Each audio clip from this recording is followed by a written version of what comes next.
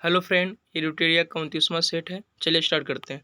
अखिल भारतीय एवं ग्रामोद्योग बोर्ड की स्थापना 1954 में हुई थी। अखिल भारतीय किसान सभा की स्थापना की बात करें 1936 में हुई थी। कौन सा राज्य म्यांमार के साथ सीमा साझा नहीं करता? तो मेघालय नहीं करता, मणिपुर, मिजोरम, नागालैंड करता है। पीर पंजाल बनिहाल जो जिला दरा कहाँ है? तो जम्मू कश्मीर में तीनों। कौन सा दरा हिमाचल प्रदेश में स्थित नहीं है? बोमडीला। देखिए बोमडीला कहाँ है? अरुणाचल प्रदेश में। बोमडीला दीफू अरुणाचल प्रदेश में है। हिमाचल प्रदेश में कौन दरा है? देखिए सिफिला, रोहतांग, बरालाचा हिमाचल प्रदेश में है। कौन सा आदिवासी समुदाय निग्रोटो प्रजाति का है? सेमांग। कौन विकल्प अर्थव्यवस्था का गांधीवादी अर्थव्यवस्था का मूल शब्द है? केंद्रीकृत उत्पादन, विकेंद्रीकृत उत्पादन, आत्मनिर्भरता, इनमें से सभी। विशेष आर्थिक क्षेत्र नीति SEZ पॉलिसी किस वर्ष लाया गया था? 2000 ईस्वी में लाया गया था। भारतीय औद्योगिक पुनर्निर्माण बैंक की स्थापना कब हुई थी? 1985 में। देखिए सीडबी बैंक की स्थापना की बात करें तो 1990 में हुआ था। इसका मुख्यालय कहाँ? लखनऊ में। सेबी की स्थापना की बात करें तो 1988 में हुआ था, 1992 के एक्ट के द्वारा। इसका मुख्यालय कहाँ? मुंबई में। RBI की स्थापना यंग हेल्थ समिति 1 अप्रैल 1935 को स्थापना हुआ था। SBI की स्थापना की बात करें तो 1 जुलाई 1955 को SBI का स्थापना हुआ था। इसका मुख्यालय कहाँ है? तो मुंबई में है। किसके द्वारा सर्वप्रथम तत्वों को धातु तथा अधातु नामक दो वर्गों में वर्गीकृत किया गया था? वर्जीलियस। मेंडलीव का आवर्त सारणी परमाणु भार पर आधारित था। ट्रिक नियम डोबोरायना ने दिया। आधुनिक आवर्त सारणी 1913 में मोसले ने दिया, जो परमाणु संख्या पर आधारित था। कांच का हरा रंग किसके कारण होता है? सोडियम क्रोमेट के कारण। प्लास्टर ऑफ पेरिस किससे बनाया जाता है? तो कैल्शियम। प्लास्टर ऑफ पेरिस किससे बनाया जाता है? तो जिप्सम से बनाया जाता है। जिप्सम का फॉर्मूला CaSO4 2H2O होता है। अगर इसको गर्म कर दीजिएगा तो ये क्या बन जाएगा? प्लास्टर ऑफ पेरिस बन जाएगा। नीला कशिश का फॉर्मूला कॉपर सल्फेट होता है, CuSO4 5H2O। हरा कशिश FeSO4 7H2O। सफ़ेद कशिश ZnSO4 7H2O। इप्सम साल MgSO4 7H2O। हीरा किसका प्रूफ है? तो हीरा कार्बन का प्रूफ है। सबसे कठोर पदार्थ हीरा होता है। ये चतुष्फलकीय होता है, जबकि ग्रेफाइट षटकोणीय होता है। चलिए नेक्स्ट क्वेश्चन की बात कर लेते हैं। सुपरसोनिक जेट की चाल होती है, ध्वनि के वेग से अधिक होती है। देखिए 4 तरह के होते हैं, सबसोनिक, सोनिक, सुपरसोनिक और हाइपरसोनिक। अगर 1 मैक से कम रहे स्पीड ध्वनि का तो उसे सबसोनिक कहते हैं। 1 मैक के बराबर रहे तो सोनिक। 1 मैक से अधिक और 5 मैक से कम रहे तो उसे सुपरसोनिक, और 5 मैक से अधिक रहे तो उसे हाइपरसोनिक बोला जाता है। विद्युत गति का SI मात्रक क्या है? तो वोल्ट है। विद्युतधारा का मात्रक की बात करते हैं एम्पियर है। कार्य का SI मात्रक जूल। शक्ति का SI मात्रक वाट होता है। 100 डिग्री सेल्सियस किसके बराबर होता है? 212 फ़ारेनहाइट। आप इस फार्मूला को याद रखिएगा, C/5 F-32 K-273/5 = R/4। आप इस पर वैल्यू रख कर अलग अलग चेंज कर सकते हैं। समतल दर्पण वस्तु 2 मीटर की दूरी पर रखी है तो उसका प्रतिबिंब तथा वस्तु के बीच की दूरी क्या होगी? तो इसको डायरेक्ट आप फार्मूला लगा सकते हैं। क्या होता है फार्मूला? 1/U + 1/V = 1/F। आप इस पर लगा लीजिएगा, आपका आंसर मिल जाएगा। ठीक है। अगर दो दर्पण के बीच में देखिए ये जो समतल दर्पण की दूरी पूछ रहा है ना, इसके लिए आपको ये फार्मूला की जरूरत नहीं है। देखिए कि क्या करना है। जैसे ये दर्पण है, दर्पण अगर आप कोई वस्तु को यहाँ रखते हैं तो इसका 2 मीटर अगर दूरी है तो प्रतिबिंब कहाँ बनेगा? 2 मीटर पीछे बनेगा। तो कह रहा है कि प्रतिबिंब और वस्तु के बीच दूरी कितना होगा? तो टोटल कितना हो जाएगा? 4 हो जाएगा। यहाँ आप 2 नहीं मारिएगा, क्या होगा? 4 होगा, क्योंकि 2 मीटर इधर बनेगा, 2 मीटर इधर, तो टोटल कितना होगा? 4 हो जाएगा। प्रतिबिंब की संख्या ज्ञात करने के लिए दो दर्पण के बीच में 360/θ। जब भी अगर सम आ जाए तो इसमें से आपको 1 घटा देना, यानी हमेशा आपको क्या करना है? जब भी सम आए 1 घटा देना है। वर्षा की बूंद गोलाकार होने का कारण क्या होता है? पृष्ठ तनाव होता है। पृष्ठ तनाव का फॉर्मूला बल बटा लंबाई होता है। इसका अगर मात्रा की बात करें तो न्यूटन पर मीटर होता है पृष्ठ तनाव के। नियत वेग से गतिशील ट्रेन में इंजन की ओर मुंह करके बैठा एक यात्री, एक गेंद ऊपर की ओर उछालता है तो गेंद वापस आएगी यात्री के हाथ में।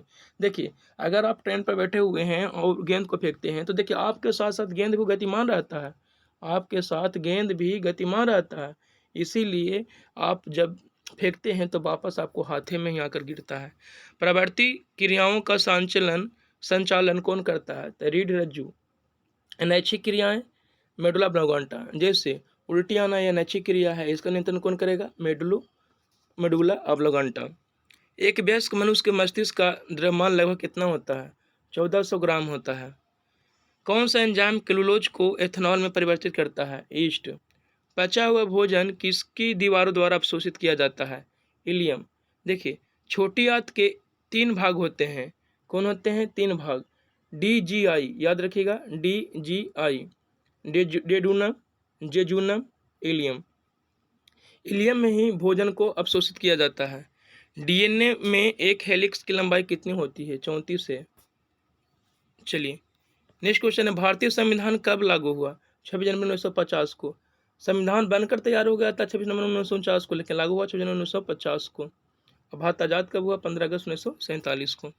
यदि भारत का राष्ट्रपति अनुपस्थित हो एवं उपराष्ट्रपति भी देश से बाहर हो तो राष्ट्रपति का कार्यभार कौन संभालेगा?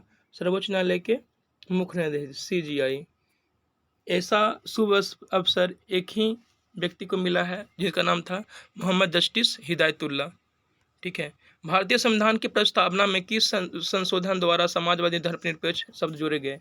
42वां संविधान संशोधन 1976 के द्वारा। 44वां संविधान संशोधन 1978 में संपत्ति के अधिकार को समाप्त कर दिया गया। वर्तमान में यह अनुच्छेद 300 के क में संपत्ति का अधिकार है। भारतीय संविधान में कैबिनेट शब्द का प्रयोग केवल एक जगह किसके तहत हुआ है? अनुच्छेद 352 के तहत। ठीक है। देखिए, अनुच्छेद 352 में ही राष्ट्रीय आपातकाल का वर्णन है। अनुच्छेद 356 में राष्ट्रपति शासन के बारे में वर्णन है। और अनुच्छेद 360, याद रखिएगा, अनुच्छेद 360 में वित्तीय आपातकाल है।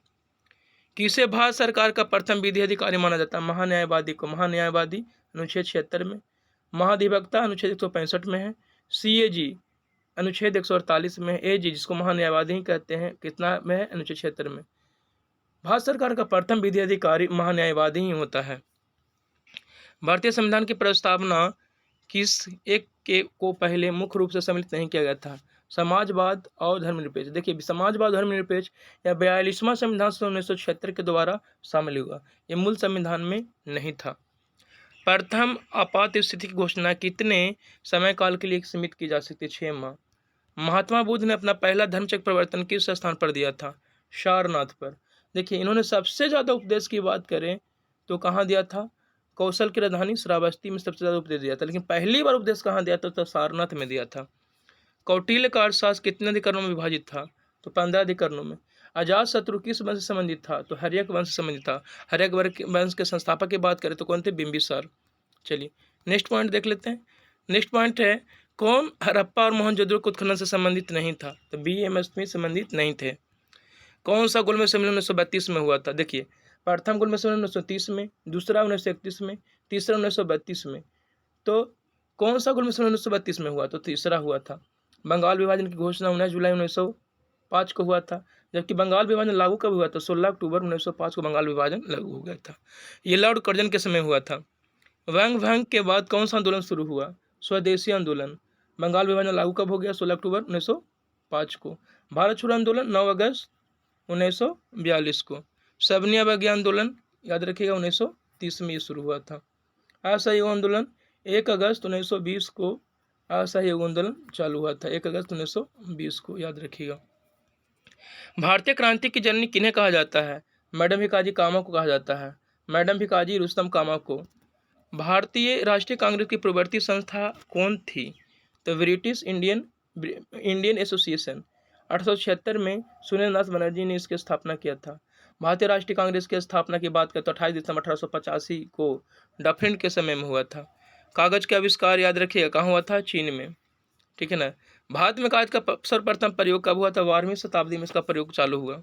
शिवाजी के शासन तंत्र में विदेश मंत्री के नाम से जाना जाता था सुमंत को। रूस और फिनलैंड की अंतर्राष्ट्रीय सीमा रेखा को क्या कहा जाता है? तो मैन रेन कहा जाता है। देखिए, कुछ सम्मिलित करना है। देखिए, जापान का राष्ट्रीय पशु क्या है? तो आइविस है। भारत का वाघ है। कनाडा का गंजा ईगल है। ऑस्ट्रेलिया का कंगारू है। विश्व बौद्धिक संपदा संगठन विपो WIPO का मुख्यालय कहाँ है? तो स्विट्जरलैंड में है। चलिए, नेक्स्ट क्वेश्चन देख लेते हैं। नेक्स्ट क्वेश्चन है, कौन भारत में सहकारी कृषि के विचार का समर्थक नहीं था? चौधरी चरण सिंह। किसान दिवस 23 दिसंबर को चौधरी चरण के जन्मदिन पर मनाया जाता है। विश्व प्रवासी पक्षी दिवस किस तिथि को मनाया जाता है? 8 मई को मनाया जाता है। वन जीव संरक्षण अधिनियम 1972 में, टाइगर प्रोजेक्ट 1973 में आया था। पर्यावरण संरक्षण अधिनियम की बात करें तो 1986 में, ठीक है। 11 मई को तकनीकी दिवस मनाया जाता है। 31 मई को तंबाकू निषेध दिवस मनाया जाता है और टाइगर प्रोजेक्ट 1992 में आया था। गिद्ध संरक्षण परियोजना किस वर्ष शुरू किया गया? तो 2006 में। गंगा को राष्ट्रीय नदी 2008 में घोषित किया गया था, गंगा को राष्ट्रीय नदी, ठीक है। गंगा डॉल्फिन यानी वन जीव जो जलीय जीव घोषित हुआ था गंगा डॉल्फिन 5 अक्टूबर 2009 को डॉल्फिन को भारत का राष्ट्रीय जलीय जीव घोषित किया गया। भारत में पारिस्थितिकी का जनक किसे कहा जाता है? रामदेव मिश्रा को कहा जाता है। कौन सा भारत में भूमि सुधार का हिस्सा नहीं है? बहुफसलीय योजना। कुछ पुस्तक है उसका मिलान करना है। देखिए, लीडर्स की पुस्तक के लेखक है रिचर्ड निक्सन, गांधी एवं स्टालिन के लेखक Louis Fischer, in search of Gandhi के लेखक Richard Attenborough, war and peace के लेखक कौन थे? लियो टॉलस्टॉय।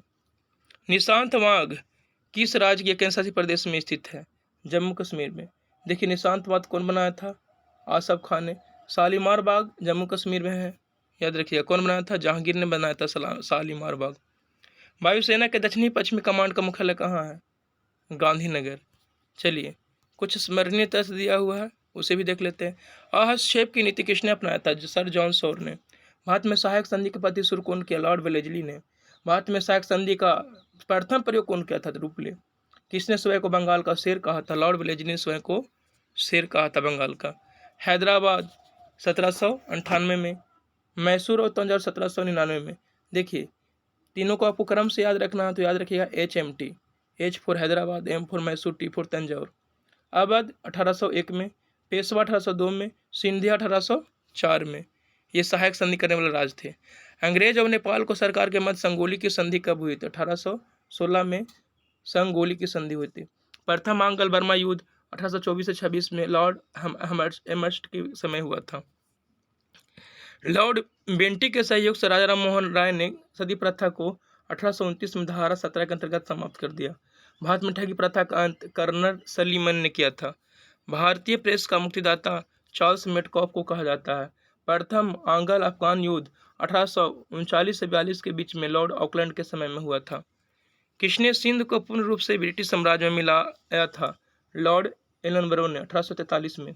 किसने नरबली प्रथा पर प्रतिबंध लगाया? लॉर्ड हॉर्डिंग ने नरबली पर प्रथा लगा दिया। नरबली पर क्या लगा दिया? प्रतिबंध लगा दिया। डलहौजी ने किस राज्य को डॉक्टरों के साथ दुर्व्यवहार आरोप लगाकर अपने राज्य में मिला लिया था? तो सिक्किम को। डलहौजी ने अवध को कुशासन के आधार पर अपने साम्राज्य में मिलाया था। डलहौजी ने ही वुड डिस्पैच जो शिक्षा संबंधित था 1854 में लागू किया। डलहौजी भारत में पहली बार रेल चलाई 16 अप्रैल 1853 को। मुंबई से थाने के बीच में 34 किलोमीटर चला था। डलहौजी भारत में पहली बार सार्वजनिक निर्माण विभाग की स्थापना की। डलहौजी ने 1854 में लोक सेवा विभाग की स्थापना की। डलहौजी के समय पहली बार आगरा से कोलकाता के बीच में तार सेवा की शुरुआत 1853 में हुई। डलहौजी के समय में पहली बार अधिकारियों की नियुक्ति हेतु प्रतियोगिता परीक्षा 1853 शुरू की गई, जिसका उम्र 18 से 23 वर्ष रखी गई। चलिए, आज ये सेट समाप्त हो गया। इसी तरह से आप लोग जुड़े हुए रहिए।